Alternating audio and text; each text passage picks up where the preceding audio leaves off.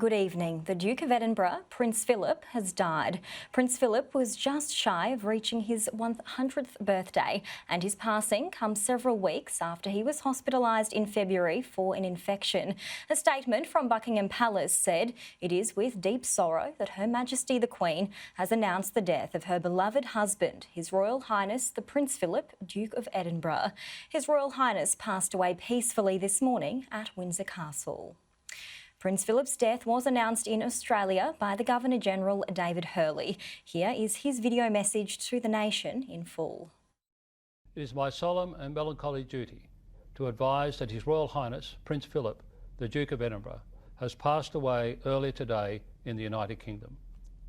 I have informed the Prime Minister, and I understand that the Government will make announcements in due course concerning funeral arrangements and how Australians may express their condolences.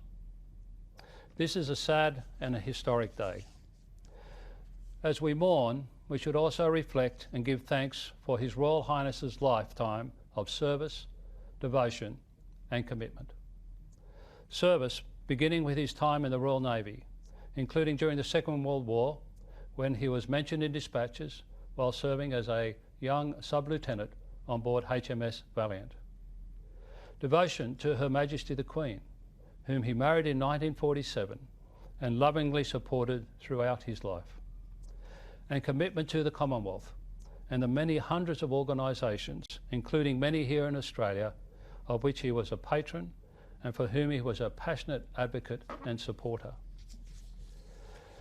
His Royal Highness visited Australia 21 times, including on each of Her Majesty's state visits. He was a popular, engaged and welcome visitor to our shores. His impact was profound, not least on the more than 775,000 young Australians who have participated in the Duke of Edinburgh's International Awards scheme since it began here in 1959. Many Australians will have a personal memory of His Royal Highness, and many around the world will in coming days reflect on his remarkable life and legacy. As we reflect and remember, we think especially of Her Majesty the Queen and of her family, who have lost a beloved husband, father, grandfather and great-grandfather. On behalf of the Australian people, I extend our deepest condolences to Her Majesty and her family, to the people of the Commonwealth and to all people who will share in this sad news. We give thanks for the Duke of Edinburgh's service, his loyal and loving devotion to Her Majesty, and his commitment to Australia, the Commonwealth and all her people. May he rest in peace.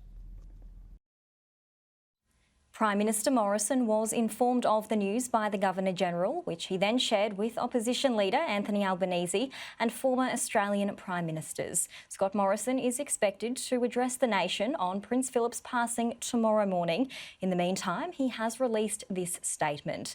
His Royal Highness, the Duke of Edinburgh, was, in the words of Her Majesty, her strength and stay. He embodied a generation that we will never see again. Beginning as a naval cadet in 1939, he served in war and in peace. When Her Majesty ascended the throne, the Duke ended his military service and became her constant support. Prince Philip was no stranger to Australia, having visited our country on more than 20 occasions. Through his service to the Commonwealth, he presided as patron or president of nearly 50 organisations in Australia. Given his own service, Prince Philip also had a strong connection with the Australian Defence Force. Australians send our love and deepest condolences to Her Majesty and all the royal family. The Commonwealth family joins together in sorrow and thanksgiving for the loss and life of Prince Philip. God bless from all here in Australia. Further details about Australia's remembrance of Prince Philip will be announced over coming days. Flags will be lowered in honour of His Royal Highness.